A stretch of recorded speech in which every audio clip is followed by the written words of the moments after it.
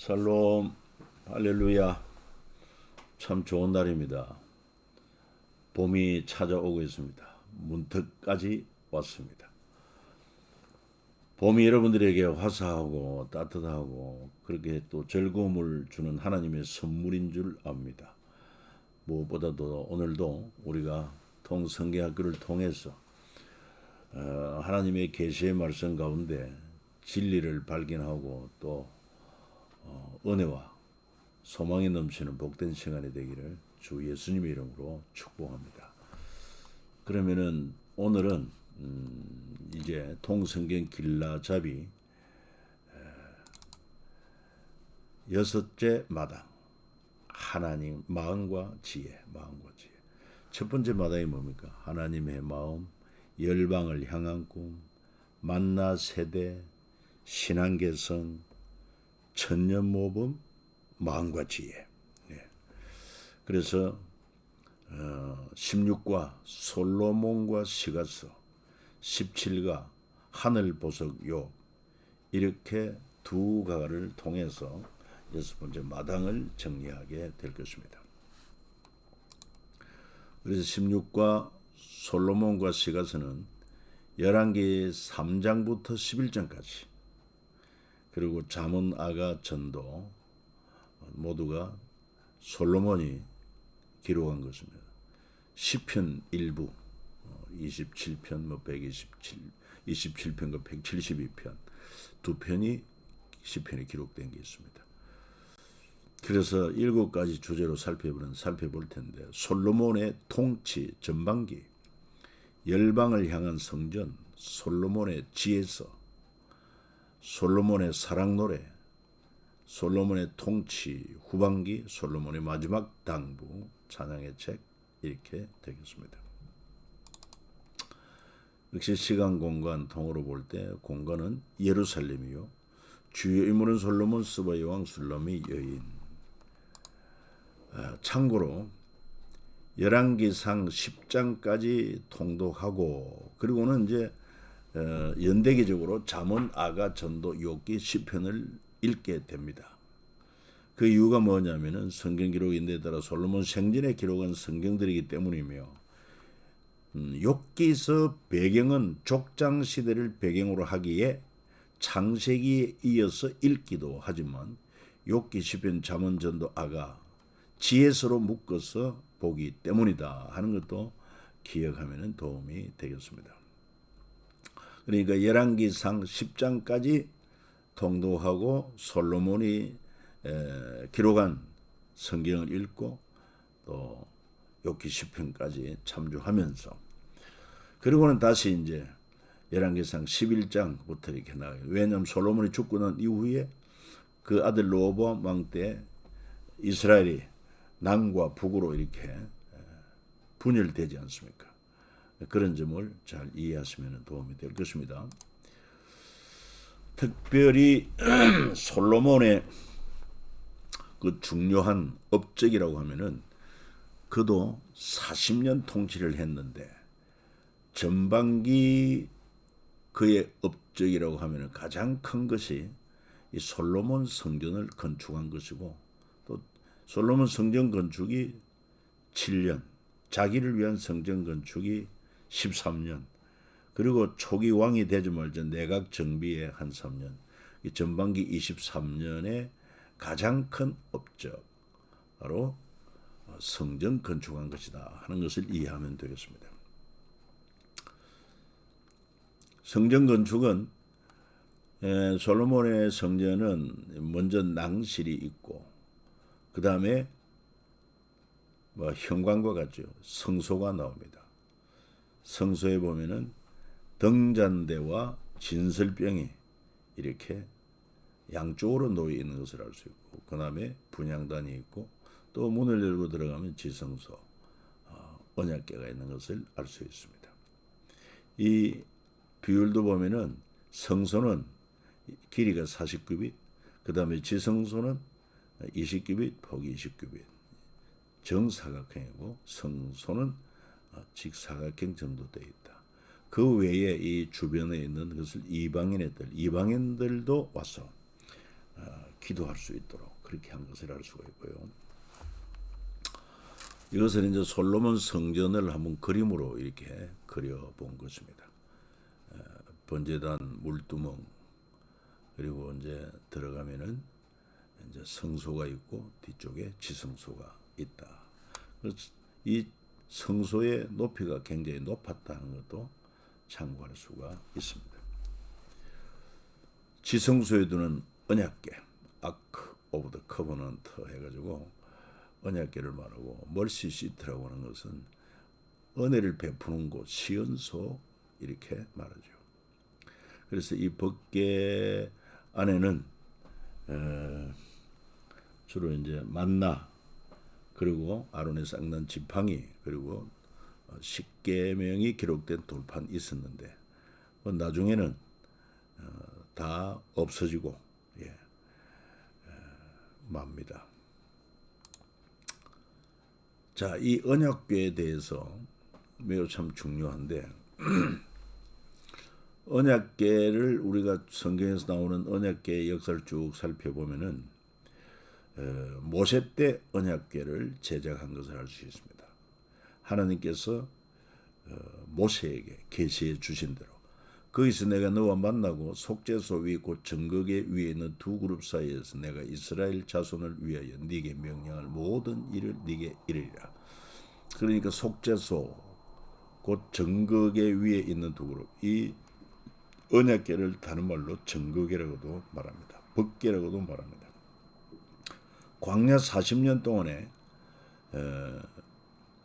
이동하면서 지성소에 안치를 했습니다. 그 다음에 언약궤를 메고 요단강을 건너 가나안으로 들어간 것 우리가 기억합니다. 그 다음에 언약궤의 가나안 도착과 길갈에서 할례를 행한 것도 알 수가 있습니다. 그러니까 언약궤라고 하는 것은 또 법궤, 증거궤 뭐 여러 개 얘기를 합니다만은 하나님의 임재를 의미하는 것입니다. 하나님의 임재. 그러니까 우리가 앞서 보았습니다만은 이 언약궤는 바로 이 안에 법궤라고도 말하고 안에 이제 십계가 기록된 돌판, 그리고는 만나, 그리고는 이제 아론의 쌍난 지팡이 있다고 그랬는데 그게 바로 하나님의 임재의 상징이요, 또 하나님 말씀을 상징하는 것이다. 이렇게 이해를 하면은 도움이 될 것입니다. 그 다음에는 이제 언약궤를 메우고 여리고성을 점령한 거. 하나님과 함께 할 때 금성철벽 여리고도 무너진다고 하는 것입니다. 그 다음에 또 사무엘상 4장에 보면은 실로에 있는 언약궤를 메고 블레셋과의 전투 현장으로 나갑니다. 엘리의 두 아들 홈니 비느하스. 그런데 놀랍게도 그 전투에서, 블레셋과의 전투에서 이스라엘은 패배하고 두 제사장 홈니 비느하스가 죽임을 당하고 법궤는 뺏깁니다. 언약궤를 뺏겼습니다. 그러나 우리가 이제 그 성경을 보면은 그 언약궤가 블레셋 사람들의 다곤 신당에 안치했을 때 다음날 다곤 신상이 넘어졌고, 또 보수에서 세웠을 때 그 다음에 또 넘어졌는데 머리가 끊어지고 팔이 끊어지고 그런 변이 일어난 것을 알 수 있습니다.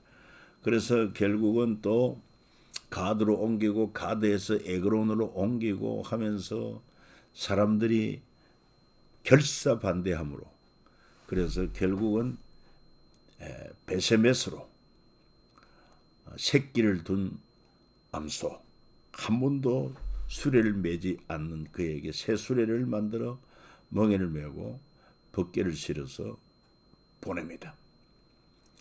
곧장 베세메스로 갈 때 이 하나님의 역사인 것을 알았고, 그 베세메스에 도착했을 때 사람들이 그 궤를 열어본 고로 많은 사람이 죽게 되니까 이것을 기랏 이아림으로 옮겨간 것을 알 수 있습니다. 그로부터 20년 동안 오래 있었다. 그리고 이스라엘 온 족속이 여호와를 사모했다. 그럽니다. 그리고는 이제 다윗이 왕이 되어가지고 그는 하나님을 사랑하는 믿음의 사람이었습니다.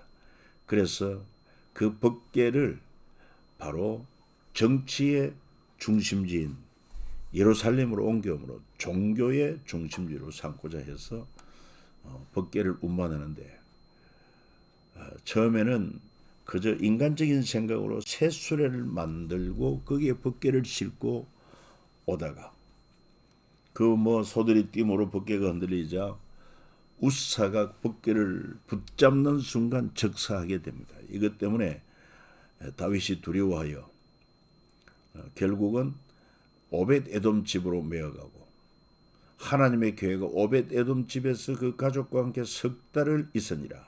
여호와께서 오벳 에돔의 집과 그의 모든 소에 복을 내리셨더라. 이런 사실을 알고 다시 다윗이 법궤를 이제 옮기기로 하는데, 전에 왜 이런 사건이 있었느냐? 그건 하나님의 율법대로 하지 않았기 때문이다. 반드시 법궤는 제사장이 어깨에 메고 옮기도록 되어 있습니다. 그렇게 함으로 말미암아 이제 다윗이 다시 법궤를 예루살렘으로 메고 옵니다. 하나님의 교회를 메고 들어가서 다윗이 그것을 위하여 진 장막 가운데 두고 번제와 화목제를 하나님께 드리니라. 기뻐 춤췄던 것을 알 수 있습니다. 그러다가 혁띠가 풀어지고 바지가 내려가는 이런 일을 보고 사울의 딸이자 그의 처였던 미갈이 나중에 다윗에게 그 일로 말미암아 조롱 섞인 말을 했다가 다윗이 그를 미워하여 그 후로 미갈과 동침하지 않았다 하는 것을 알 수 있습니다. 그 다음에 솔로몬 성전 건축으로 비로소 예루살렘 성전의 지성소에 안치가 됩니다. 열왕기상 8장 4절에 나오는데, 여호와의 교회와 회막과 성막 안에 모든 거룩한 기구들을 메고 올라가되 제사장과 레위 사람이 그것들을 메고 올라가서 반드시 메는 것입니다. 솔로몬 왕과 그 앞에 모여 이스라엘 회중이 그와 함께 그 궤 앞에 있어 양과 소로 제사를 지냈으니 그 수가 많아 기록할 수도 없고 셀 수도 없었더라. 그리고 제사장이 성소에 나올 때 구름이 여호와의 성전에 가득함에 제사장이 그 구름으로 말미암아 능히 서서 섬기지 못하였으니 이는 여호와의 영광이 여호와의 성전에 가득함이었더라. 아멘. 그렇습니다. 법궤, 정극궤 또는 언약궤 이렇게 이제 표현하는 법궤, 하나님의 임재의 상징인 것입니다. 그럼에도 불구하고 하나님의 임재라고 하는 사실을 인식하지 아니하고 하나의 궤짝으로만 봤을 때 홈리 비느하스가 그 앞에서 제사를 하나님 앞에 드리는 제사를 멸시하고 여인들을 희롱하고 이건 하나님의 목전의 싹을 행한 것입니다. 그래서 법궤를 뺏긴 것입니다. 그러나 하나님은 함께하는 하나님의 임재를 상징하는 법궤는 블레셋 진영으로 뺏겨갔지만 그것이 역사하고 다시 이스라엘 땅으로 돌아오고, 그걸 또 무시하고 함부로 법궤를 들여다보았다가 많은 사람이 죽임을 당하고, 또 법궤를 수레에 싣고 오다가 적어도 이 고핫 자손 그리고 제사장이 되는 이 우사까지도 법궤를 어떻게 모셔야 하는지 잘 몰랐습니다. 반드시 제사장이 어깨를 메야 할 것을 수레에 싣고 운반하다가 법궤가 흔들린다고 손을 대다가 죽지 않습니까? 하나님의 임재입니다. 이것을 물건으로 생각하면 안 됩니다. 하나님의 법대로 순종해야 하고 법대로 하나님을 섬겨야 하고, 그리고 그 법궤가 오벳 에돔의 집에 갔을 때 오벳 에돔은 그 법궤가 자기 집에 들어올 때 그는 가드 사람이라고 그랬거든요. 과거 가드에서 이 법궤로 인한 그런 여러 가지 사건들을 잘 알고 있습니다.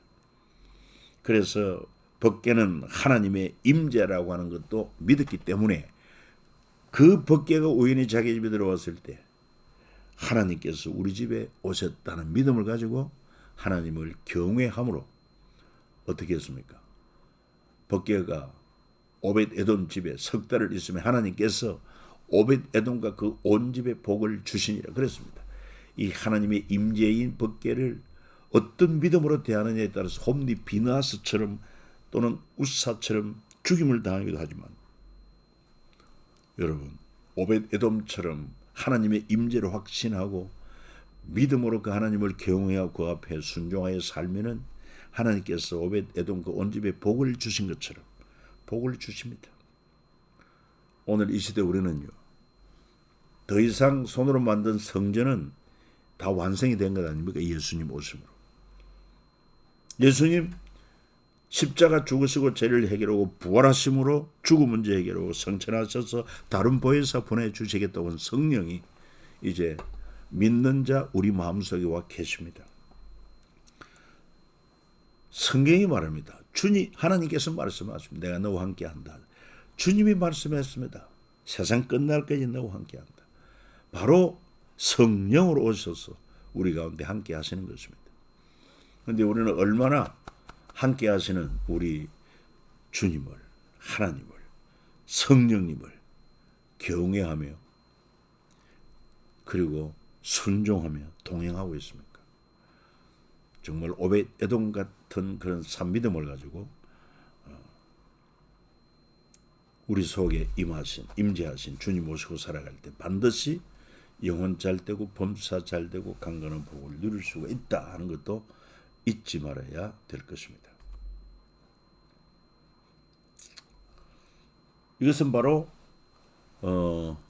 제사장 나라 우산 한 민족과 모든 민족 이 말인데, 사실은 솔로몬이 성전 건축한 것도 하나님은 단순히 이스라엘 민족만을 위한 것이 아니라 이스라엘 민족을 제사장 나라로 삼아서 온 열방 모든 민족을 구원하기 위한 하나님의 섭리가 있었다. 그래서 솔로몬이 성전 봉헌할 때 하나님 앞에 기도할 때에도 이방인들이 와서 기도할 때 하나님께서 그 기도를 들어달라고 말씀을 하셨고, 또 이 민족이 하나님을 거역하여 저 이방 나라에 붙잡혀갔다 할지라도 성전 있는 이곳을 향하여 하나님 기도할 때 들으시고 응답해 달라고 그렇게 기도한 것을 알 수가 있습니다. 하나님은 이스라엘의 하나님은 아닙니다. 모든 열방의 하나님이고 모든 민족이 구원을 얻고 그리고 하나님의 백성 되기를 원하셔서 주님이 지상명령으로 준 것 아니면 너희는 가서 모든 족속을 제자 삼으라. 마가복음 16장에는 너희는 온 천하에 다니며 만민에게 복음을 전하라. 우리는 이 사실을 놓치지 말아야 됩니다. 그래서 솔로몬의 통치 전반기는 바로 초기 내각 정비하는 데 3년, 성전 건축 7년, 왕궁 건축 13년, 23년 동안 하나님께서 복 주신 자의 모습으로 살았습니다. 그러니까 하나님을 기쁘시게 하는 이 제사장 나라 거룩한 시민으로서 잘 순종해 왔습니다. 그 결과 단에서 브엘세바까지 모든 백성이 평안하게 되었고 풍성한 은혜 가운데 평안히 삽니다. 그리고 솔로몬 개인적으로도 왕이 마시는 그릇은 다 금, 레바논 나무 궁의 그릇들도 다 정금이라 엉기물이 없으니 솔로몬 시대의 은혜를 귀히 여기지 아니했다. 그리고 열방을 향한 성전을 건축하고 성전 낙성식을 한 것을 알 수가 있습니다. 그래서 정말 하나님이 이제 이스라엘 백성을 약속의 땅으로 인도하시고 그곳에 하나님의 성전을 건축하고 왕을 비롯한 모든 이스라엘 족속이 하나님을 경외하고 순종하게 될 때 그 이스라엘을 통해서 열방을 구원하는 하나님의 놀라운 역사를 이루기 원하셨던 것입니다. 그래서 하나님이 그 성전 봉헌할 때 거룩한 구름으로 덮임으로 말미암아 하나님의 영광을 드러내 보이신 것을 알 수 있습니다. 그리고 이 솔로몬의 지혜, 특히 그가 왕이 되고 나서 기본에서 1,000번제를 드린 후 1,000마리의 번제를 드렸다는 것입니다. 꿈에 하나님이 나타나셔서 내가 네게 무엇을 줄까 했을 때 솔로몬은 나는 아이라. 하나님께서 내게 많은 백성을 주셨는데 그 백성의 시시비비를 잘 분별할 수 있는 지혜를 달라고 했을 때 하나님께서 그에게 지혜를 주실 뿐만 아니라 전무후무한 지혜를 주시고 그리고 부와 영광도 더하여 주셨습니다. 그래서 솔로몬의 지혜, 그 부와 영광이 여러 나라의 소문이 난 것입니다. 그래서 서바 여왕이 이 솔로몬의 지혜를 듣고 많은 예물을 가지고 찾아오지 않았습니까? 그는 이렇게 고백했어요. 왕께 말하되 내가 내 나라에서 당신의 행위와 당신의 지혜에 대하여 들은 소문이 사실이로다. 내가 그 말들을 믿지 아니하였더니 이제 와서 친히 본즉 내게 말한 것은 절반도 못되니 당신의 지혜와 복이 내가 들은 소문보다 더하도다. 당신의 지혜와 복이 들은 소문보다 더하도다. 서바 여왕은 그렇게 고백을 합니다. 솔로몬의 지혜가 얼마나 대단했던가 하는 것을 알 수 있어요. 그 명성이 열방에 뛰어난 것을 알 수 있습니다. 그런데 마태복음 12장 42절에 우리 주님이 이렇게 말씀하십니다. 심판 때 남방 여왕이 일어나 서바 여왕이죠.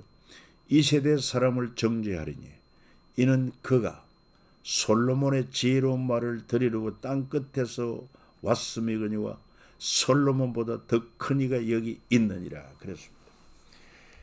이 서바 여왕이 솔로몬의 지혜와 명성을 듣고 그를 만나기 위해서 먼 길을 많은 예물을 준비해서 찾아왔던 것에 비유해서 예수님이 이 땅에 오셨을 때 솔로몬에게 지혜를 주신 자요 솔로몬보다 더 큰 지혜와 영광과 권능을 가진 주님이 그 앞에 계셨음에도 불구하고 그 주님의 지혜와 권능을 알아보지 못하고 영접하지 않고 경외하지 못했기 때문에 심판 때 남방 서바 여왕이 일어나서 이 세대 사람들을 정죄할 것이다.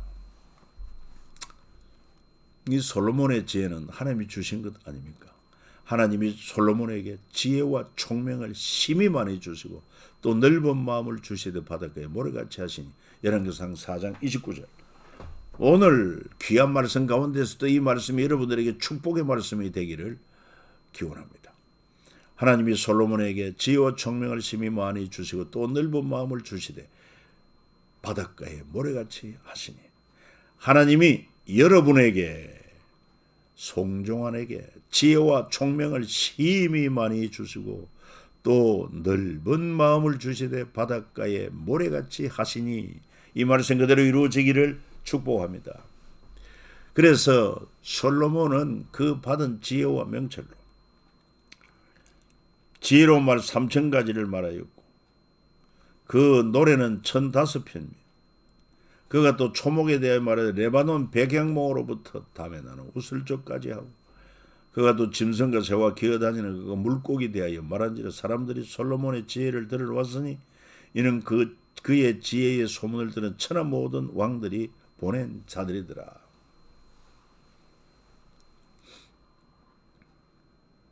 여러분 이런 지혜가 부럽지 않습니까? 그래서 주님의 형제 야고보 이렇게 말 너희 중에 누구든지 지혜가 부족하거든 모든 사람이 후히 주시고 꾸짖지 아니하시는 이에게 구하라. 그래야면 너희에게 주시리라. 지혜를 구할 필요가 있습니다.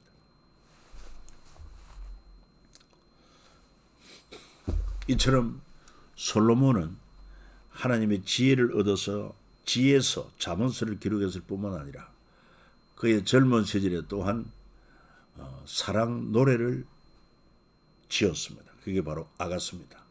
Song of Song, 노래 중에 노래라, 최고의 노래라. 왜 최고의 노래냐? 한계를 넘어서는 사랑, 한계를 넘어서는 사랑. 솔로몬은 왕입니다. 그에 비해 술람의 여인은 헤양치는 목동 소녀, 들판의 소녀입니다. 서로 사실은 수준이 맞지 않습니다. 그래서 한계를 넘어서는 사랑, 하나님의 사랑이요 예수 그리스도의 사랑이라는 것을 여러분 아셔야 됩니다. 우리 신랑 대신 예수 그리스도, 그분은 하나님이시자 하나님의 아들로 이 땅에 오십니다. 우리는 타락한 죄인으로서 그의 종될 자격도 없어요. 그럼에도 불구하고 그가 우리를 사랑하셨다. 독생자를 주셨고 독생자는 우리를 위하여 자기 생명을 내어주셨다. 솔로몬의 사랑의 노래가 귀한 것은 바로 하나님의 사랑을 우리에게 표현한 것이고 서로에 대해서 집중하는 거예요. 그래서 하나님이 우리를 얼마나 귀하게 여기시는지 몰라요. 그러니만큼 우리도 무엇보다도 주님을 더욱 사랑해야 되지 않겠습니까? 그리고 세밀하게 관심 가지고 배려하는 것이요, 동행하는 것이요, 허물을 덮는 것이요, 서로에게 속하는 것이요, 죽음까지도 이기는 것이다. 자, 이처럼 솔로몬의 전반기는 그 지혜와 총명으로 잠언서도 기록하고 그 다음에 또 사랑의 노래도 부르고 성전도 건축하고 그 지혜와 총명의 명성이 열방에 알려지고 그랬습니다만 솔로몬의 통치 후반기 약 17년 명성이 높아지고 부와 명예와 영광이 더하여지니 제사장 나라 충성도는 낮아지고 어중간하게도 세상 제국의 모습을 추구하는, 이것이 바로 솔로몬의 통치 후반기 모습이었다.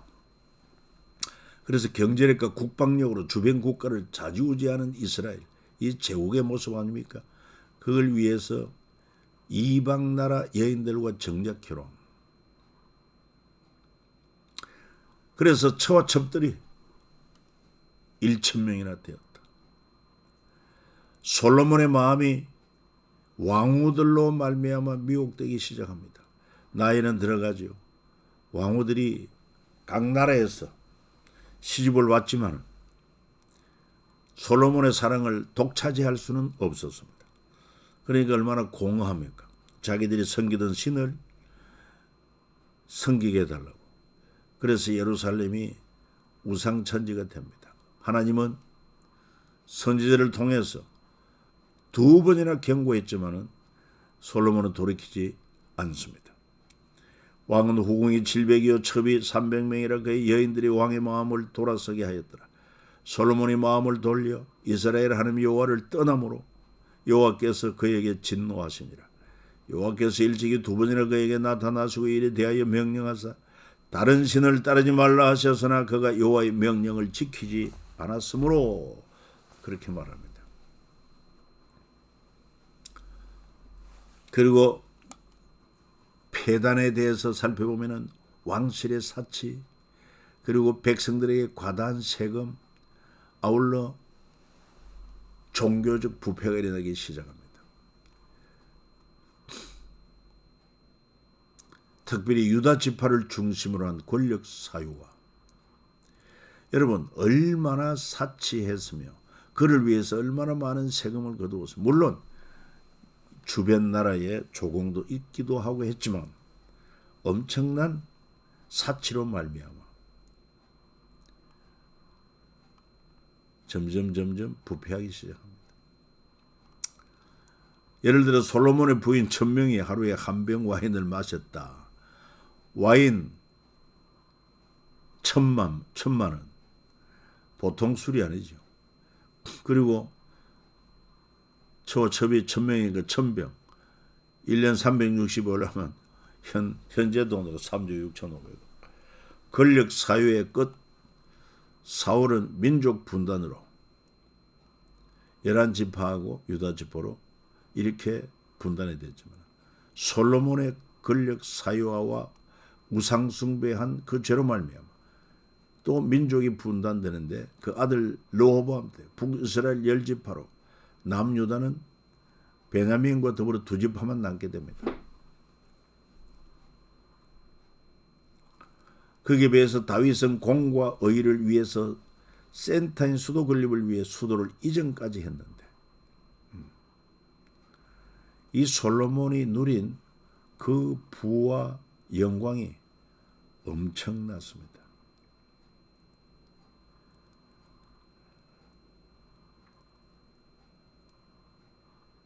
그런데 그 솔로몬의 놀라운 지혜를 가지고 잠언도 그러겠지만 자녀를 잘 그 잠언스로 잘 교육을 해야 함에도 불구하고 제대로 교육이 안 됐는지 그 아들 르호보암은 참으로 미련했습니다. 아버지와 함께 했던 그런 원로들의 자문을 받지 않고 자기와 같이 젊은 이들의 그런 의견만 받아들여 가지고 결국은 10지파의 원성을 사게 되고 나라가 분단된 것을 알 수가 있습니다. 자, 사울 왕 때, 그 다음에 그 아들 이스보셋이 11지파의 왕으로 잠시, 다윗은 유다 지파의 왕으로 세움받고 그 후에 다윗이 12지파를 통합한 왕이 되고 솔로몬도 12지파를 통합한 왕이 되었지만 우상 숭배와 권력 사유와 등으로 결국은 그 아들 르호보암 때 베냐민 지파만 유다와 함께하고 여로보암 중심으로 10지파가 북쪽 이스라엘을 세우게 되고 이렇게 해서 역사가 진행되는데 그러다가 북쪽 이스라엘은 호세아 왕 때 주전 722년 아수르에 망하고 그리고 그때 히스기야 왕인 유다를 다스렸습니다. 남유다 왕이었습니다. 그리고 한 150년 후 마지막 시드기야 왕 때 BC 586년 바벨론에 의해서 남유다도 망하게 되는 것을 볼 수 있습니다. 자, 솔로몬의 마지막 당부 뭐겠습니까? 전도서입니다. 모든 인생들에게 주는 메시지. 인생의 뒤안길에서 솔로몬이 마지막으로 찾은 보석. 바로 헛되다고 하는 고백을 합니다. 뭐가 헛되냐? 자기의 인생을 반추하면서 자신은 세상이 두려워하는 권력과 명예와 부와 그리고 쾌락과 지식, 지혜 다 누려보았지만 하나님 없는 그 모든 것들은 헛되고 5번이나 말합니다. 헛되고 헛되며 헛되고 헛되니 모든 것이 헛되도다. 그리고 해 아래 새 것이 없다고 고백을 합니다. 그렇습니다, 여러분. 참으로 이 세상 사람들은 지금도 솔로몬이 다 겪어보고 헛되다고 한 세상의 권력이나 명예나 그 다음에 또한 재물이나 쾌락이나 지식 이런 것들을 추구하지만 하나님 없는 그 모든 것들은 헛된 것입니다. 제로와 같습니다. 여러분 제로는요 더해도 0입니다. 곱해도 0입니다. 헛된 것입니다. 그러나 그 소유의 의미를 영의 의미를 살리는 것은 실수가 붙을 때 가능합니다. 예를 들어서 실수 앞에 실수 1이 붙으면 동그라미 하나는 0이 되고 10이 되고 2개는 100이 되고 가치가 있듯이 바로 우리 인생의 의미를 부여하는 참되신 우리 주 예수 그리스도를 모시고 살 때 그리고 그분의 뜻대로 순종하여 살 때 비로소 권력도 그리고 또한 명예도 부도 즐거움도 지혜, 지식도 값이 있어진다는 것입니다. 하나님 없이는 헛됩니다. 전도자는 당부합니다. 청년의 때 꼭 공고한 날이 이르기 전에 내 창조주를 기억하라. 창조주 우연이 아닙니다. 오늘 우리 인간이 얼마나 놀라운 지혜와 지식을 자랑하면서 삽니까? 만물의 영장이 아닙니까? 그러나 나된 것은 내 스스로가 아니라 하나님의 은혜다. 창조주 하나님을 기억해야 됩니다. 그 말씀을 순종해야 됩니다. 그래서 일의 결국을 다 들었으니 뭐라고 말합니까? 일의 결국을 다 이건 바로 솔로몬 자신의 인생 고백입니다. 얼마나 부와 영광과 쾌락을 누렸습니까? 다 헛되더라 이 말이에요. 그러므로 하나님을 경외하고 그의 명령들을 지킬지어다. 이것이 모든 사람의 본분이니라. 본분은 마땅히 행할 도리 아닙니까? 왜 이렇게 살아야 되느냐? 하나님은 모든 행위와 모든 엄밀한 일을 선악간에 심판하신다.